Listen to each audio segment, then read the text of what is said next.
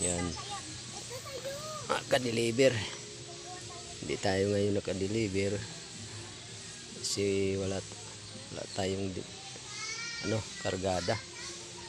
Nandito tayo ngayon sa aming bahay. Itong bahay ko, ang dingding ko, sako na may laman na lupa. Ayun, galing dito sa labas. Yan.